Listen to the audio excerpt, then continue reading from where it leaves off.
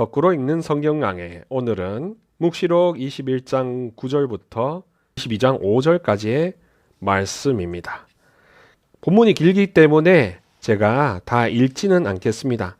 옆에 여러분들 이 강의를 들으실 때 성경 이렇게 함께 지참하셔서 함께 보시면 좋겠습니다.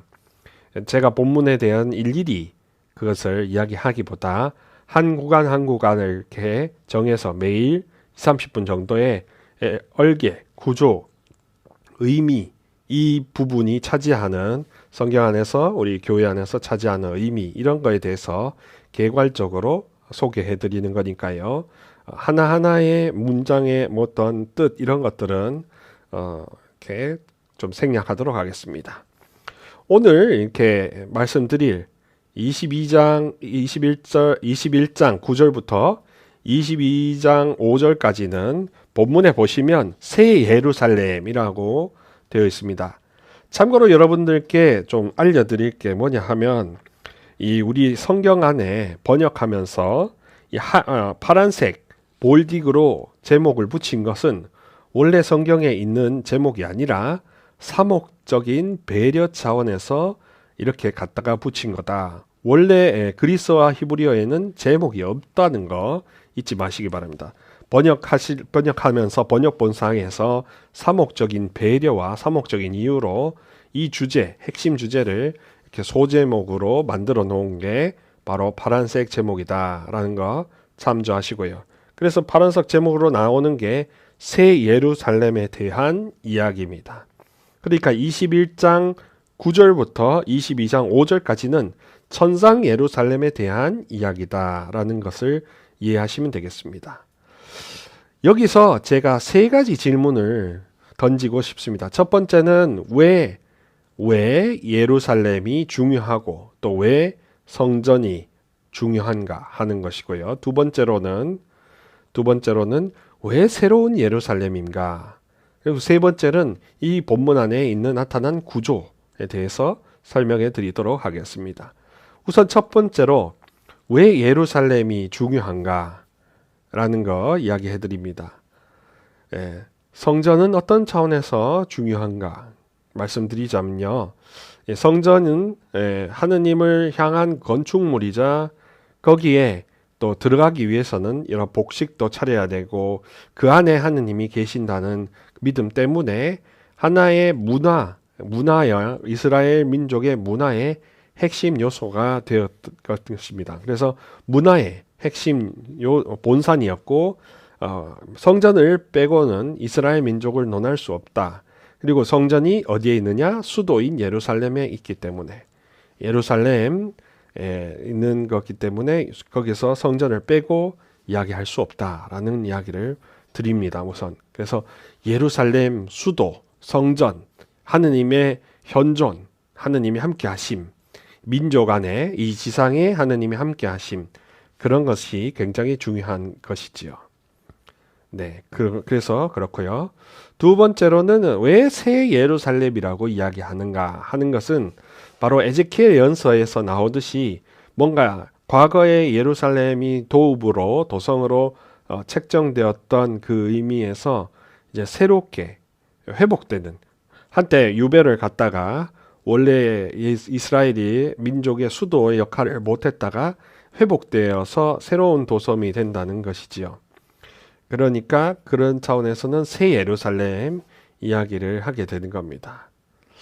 그래서 기존의 정치 사회적인 종교적인 맥락을 완전히 본질로 회복시키려는 그런 주님의 뜻 그에 대해서 믿는 사람들이 희망을 갖고 주님께서는 끝내 이 모든 죄악과 고난과 이런 것들을 다 이기시고 완전히 세상을 새롭게 하셔서 이 새도읍 예루살렘을 천상 예루살렘을 지상에 이렇게 오셨다는 것이죠.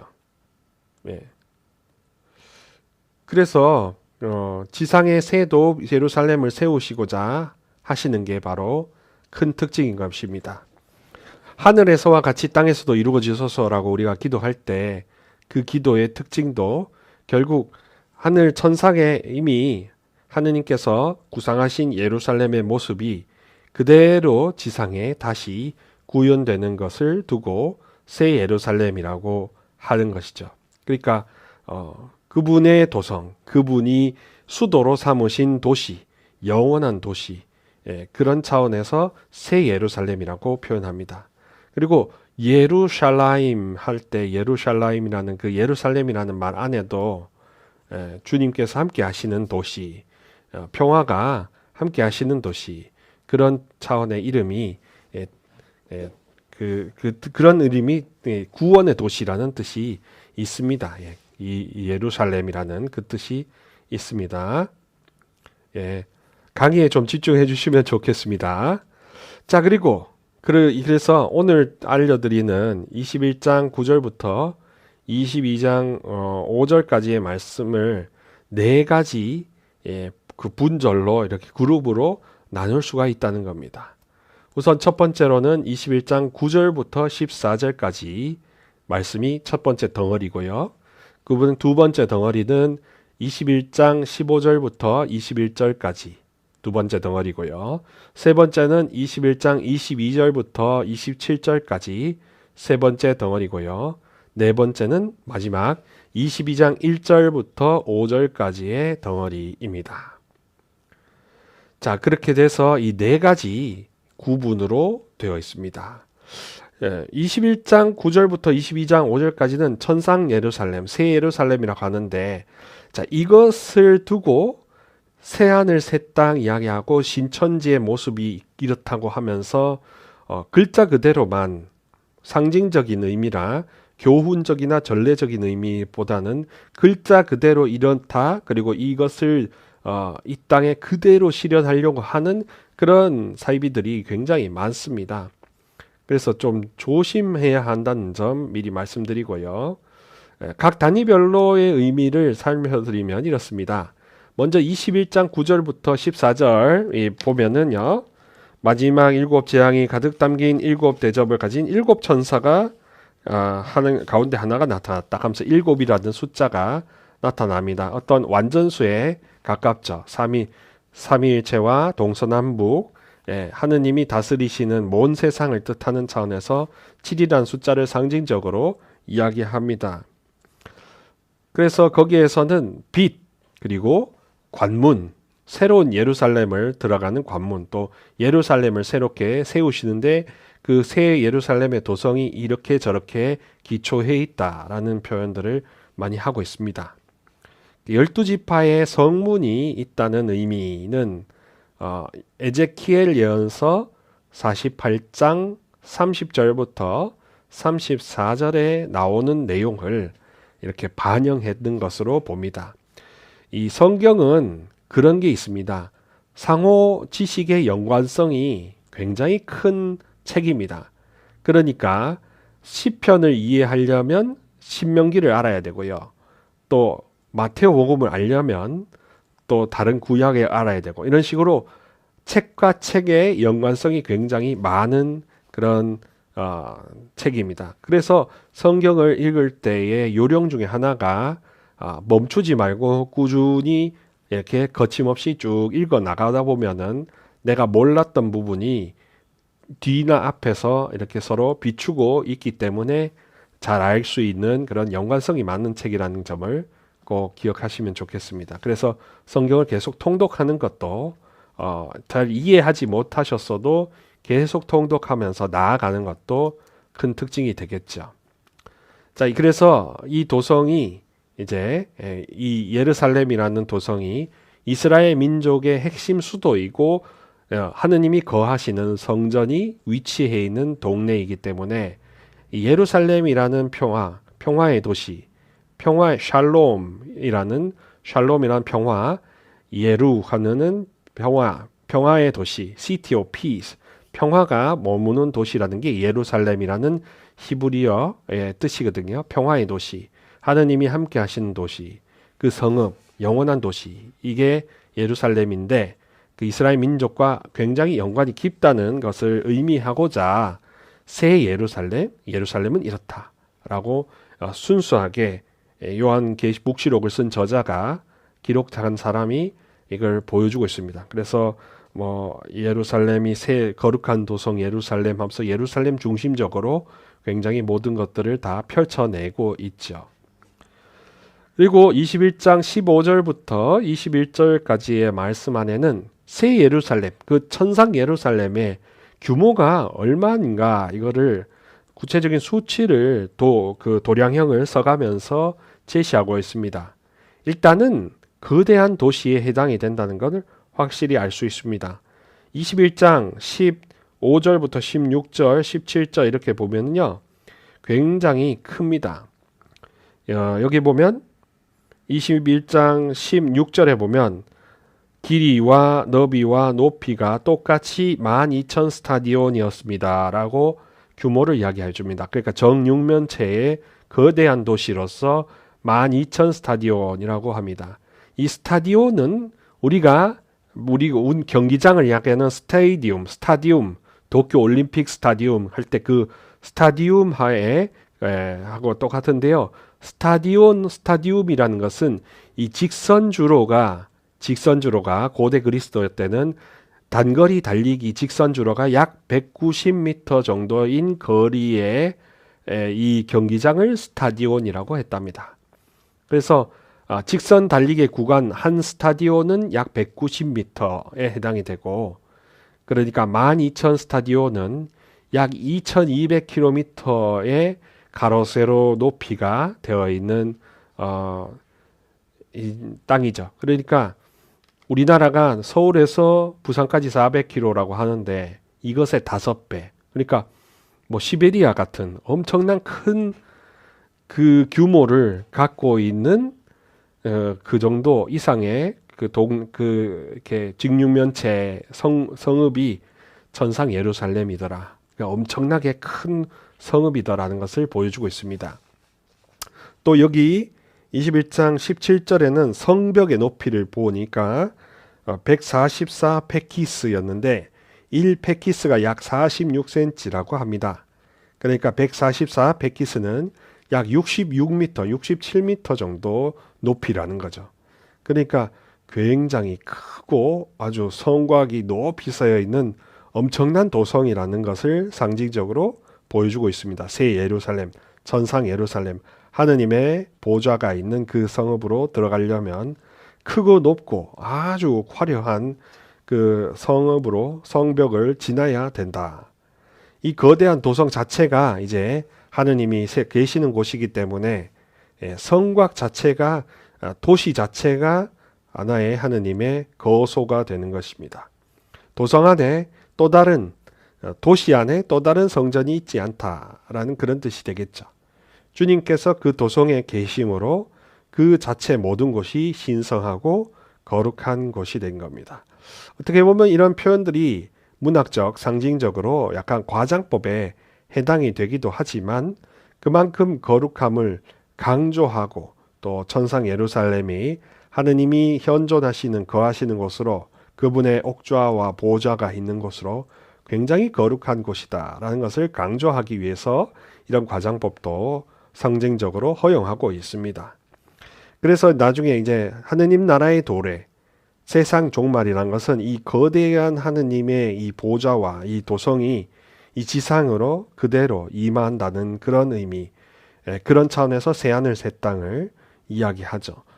지상으로 강림하는 장면을 묘사하는데 하느님 나라의 도래, 이 땅에 당신의 나라가 오소서, 이미 오신 이 땅이 하느님 나라로 완전히 변화되게 하소서. 어떤 삿된 것과 거짓된 것, 또 기복적인 거나 뭐 애군 이런 거 막 이렇게 따지는 그런 모든 어두운 마음들이 다 사라지고 오직 빛과 희망과 진리만 생생하게 살아있는 그곳이 바로 하느님 나라. 내 영혼이 하느님 나라요. 내 이 지상 세계 전체가 그렇게 완전히 탈바꿈하게 되는 그런 희망을 간직하며 고대하는 것이 아니겠습니까? 21장 22절부터 27절 세 번째 그룹에서는 새 예루살렘의 특성에 대해서 이야기하고 있습니다.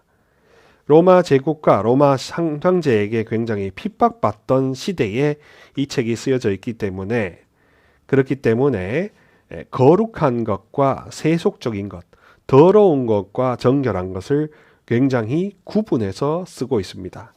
그렇다고 지금 이대로 그대로 세상적인 것은 다 더러운 것이고 오로지 영적인 것만 순결하다라는 식으로 이분법으로 이렇게 처리하는 그 논리에 속으시면 안 되는 겁니다. 많은 이단들이 그런 식으로 흑백 논리로 사람들을 세상 것을 다 버리고 교주인 자기에게로 다 오라 하는 식으로 극단주의로 영지주의로 가게 되는 거죠.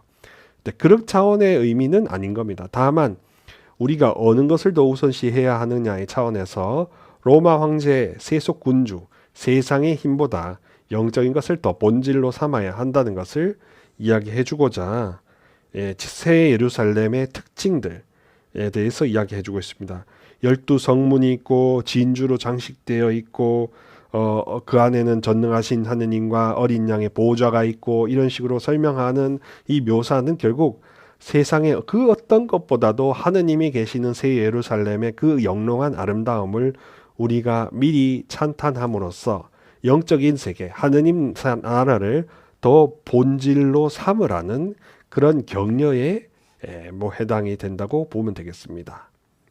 더욱더 또 우리가 깨끗한 마음, 정결한 마음으로 하느님 나라의 도래를 위해서 이렇게 준비해야 된다는 그런 점을 역설하는 부분이 되겠죠. 그리고 이제 마지막 파트인 22장 1절부터 5절까지의 말씀 안에서는 이제 새 예루살렘 안에 있는 그 하느님의 옥좌에 하느님이 좌정하고 계신다. 하느님이 현존하고 계신다. 라는 이야기를 합니다. 1절에서는 생명수의 강을 이야기를 하는데요. 사막의 기후인 그쪽에서는 강물이 흘러 넘친다라는 것은 그야말로 그런 환상은 생명이 풍요로워진다는 그런 의미이며 부활을 상징합니다. 에제키엘 예언서에 나오는 그 성전 옆에서 성전 오른편에서 흘러내리는 물을 보았노라 하고 이렇게 성가가 있지 않습니까? 그 의미는 뭐냐 하면 생명이 새롭게 돋아난다는 것은 그 자체가 축복이며 부활 자체가 축복이다. 엄청난 하느님의 권능이다라는 것을 보여주고 있습니다. 어떤 어두움이나 희미함도 없고 주님이 이제 빛으로 충만하시는 거죠. 죄악이나 슬퍼하거나 뭐 이런 것들이 하나도 없는 그야말로 완전 광명천지로 변화된 때를 그것을 보고 유토피아적으로 변화된 것을 보고 하나님 나라고 이야기를 하는 겁니다. 강물입니다. 더군다나 거기는 원래 융기되어 가지고 원래는 바다였지만 융기되어서 사해를 보시다시피 짠물이 굉장히 나타나는 곳인데 거기에서 단물, 담수가 흘러넘친다라는 것은 더더욱 하느님의 권능과 현존을 상징적으로 보여주는 그 부분이 되겠죠. 자, 그래서 22장 1절부터 2절까지에서는 생명수의 강, 물에 대해서 이야기를 하고 있고 4에서 5절에서는 빛에 대해서 이야기하고 있고요.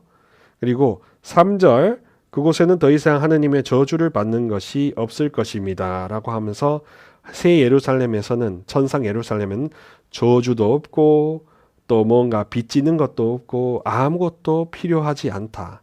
악이 완전히 필패하게 되었기 때문에 하느님이 오셔서 완전히 악의 무리를 필패하게 만드시는 그 심판을 통해서 이제 선한 의인들이 더욱더 칭송받고 하느님을 더욱더 고대하고 희망을 뒀던 사람들에게 주님이 주실 상급을 확실하게 돌려주시는 게 바로 새 예루살렘 하느님 나라 천상의 그 천국 세계라고 이야기하는 겁니다. 물과 빛과 축복 모두 주님으로부터 나오기 때문에 주님만을 바라보게 만들고자 이런 표현을 썼다는 것이지요. 그러니까 주님만을 바라보는 것 자체가 그리스도교에서는 그 자체가 축복이요. 세상의 온갖 것들이 다 나를 흐지부지하게 만들고 더럽게 만들고 하더라도 주님만을 바라보는 것 자체가 주님만을 원하는 것 자체가 알파요 시작이요 마침이다. 거기에 더 뭔가를 구하고 뭐 자녀들 축복 이런 거 필요 없다는 겁니다. 그렇게까지 하실 필요가 없이 주님만을 더 바라보고 주님을 더 원하는 그 의식으로 나아가는 게 그게 핵심이다라는 식으로 표현해주고 계시죠. 그거를 할 때 사실 다른 것들이 문제가 됐던 것들이 저주였던 것들이 다 소멸된다 하는 그런 아주 자연스럽고도 당연한 이야기를 해주시고 계십니다. 이 요한 묵시록을 지었다고 전해지는 사람은 사랑하시는 하는 예수님의 제자 요한이 아니었을 수도 있고요. 또 파트모스라고 하는 곳에서 하는 요한 어떤 역사가이 아닐 수도 있다고 합니다. 어쨌거나 요한이란 이름을 갖고 이 요한 묵시록을 쓰게 된 사람은 우리가 더 이상 어두움과 저주에 덜벌벌 떨면서 그리고 이 문제의 현세의 문제가 해결되기를 바라면서 하느님의 권능을 빌려다 쓰는 것에 포커스를 두는 게 아니라 이제 우리는 더 이상 대낮의 자녀요. 어두움의 자녀가 아니기 때문에 종이 아니기 때문에 더 이상 그런 무서워하거나 두려워할 이유가 없다는 것을 선언해 주는 겁니다. 우리가 두렵고 그렇게 무서워하는 이유는 아직 반대로 말하면 주님을 내 빛의 구세주, 빛의 하느님으로 내가 아직 인식하고 있지 못하기 때문에라고 설명하고 있죠. 밤과 낮, 구원 돌파된 것과 아직 종속된 것 이런 것을 구분해서 설명해 주는 게 바로 대조해서 하는 게 요한복음처럼 나타나게서 어떻게 보면 이게 요한계문헌이라고 하는지도 모르겠습니다. 그리고 궁극적으로는 우리가 희망의 빛을 따라 걸어가라, 빛 속에서 걸어가라 라는 게 이 묵시록의 핵심 메시지요. 성경 전체와 그리스도교의 가장 기초적인 베이직이라고 할 수 있겠습니다. 희망의 빛 속에, 진리의 빛 속에 걸어가라는 게 그리스도교의 목적이지, 하느님의 권능을 빌려다가 현세의 문제를 해결하고 축복을 받는 게 그게 무슨 무속신앙적인 그런 기복적인 느낌이 그게 그리스도교의 본질이 아니라는 것을 분명히 명시하고 있는 것입니다. 오히려 가장 큰 축복을 받는 것은 바로 주님만을 바라보고 주님만을 원하며 주님을 희망의 근원으로 삼고서 주님을 따라가는 그 길.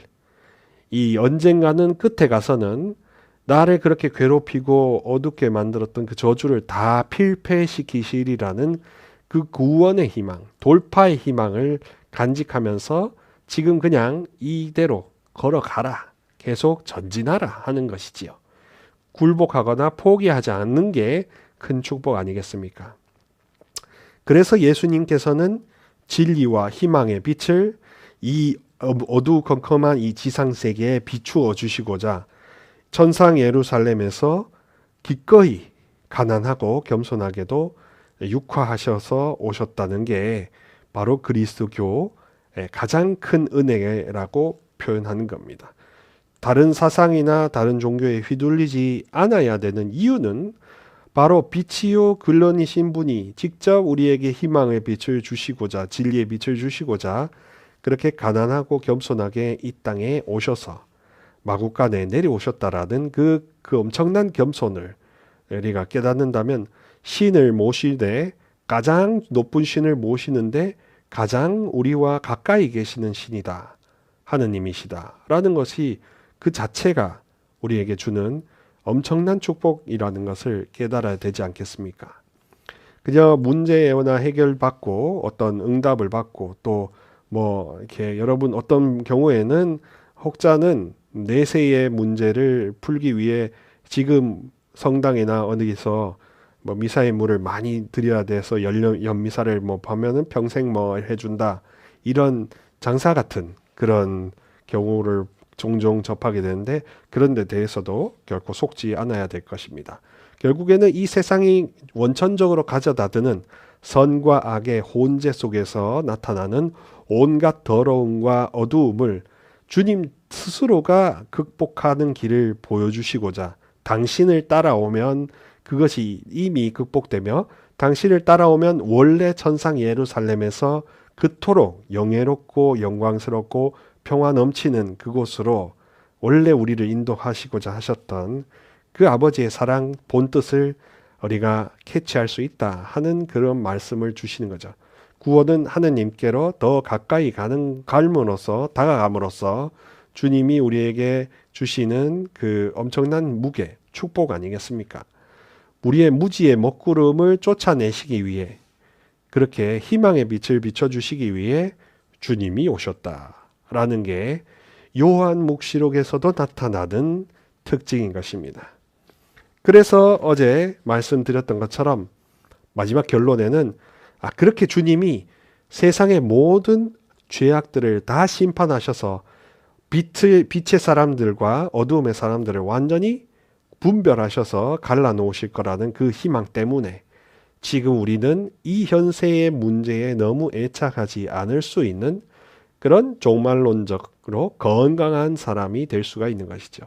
문제를 문제시에 삼지 않고 오직 희망 안에서 건강하게 전진하고 나아가며 언젠가는 도래할 하느님의 천상 예루살렘의 도래를 믿고 기다리면서 하루하루 성실하게 살아가는 게 그게 건강한 영성생활, 크리스천 되는 기본기가 아니겠습니까? 그러니까 희망, 이런 어떤 하느님의 이렇게 도래, 하느님의 이게 현존, 동반 이런 것들을 기본 원리를 우리가 믿으셔야 되지.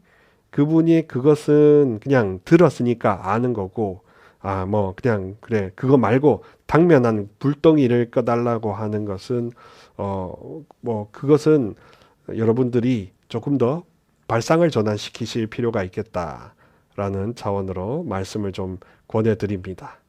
자, 희망의 빛을 따라 빛 속에서 걸어가라는 게 요한묵시록의 기본 골자라는 것을 우리가 알면서 차츰차츰 이 거꾸로 읽어가면서 그래서 원래 이 책이 쓰여졌던 본 의도로 접근해 나가도록 하겠습니다. 이런 식으로 요한묵시록부터 계속 꾸준히 나가다 보면 언젠가는 창세기까지 도달할 수 있지 않을까, 그렇게 나름대로 희망을 가져봅니다.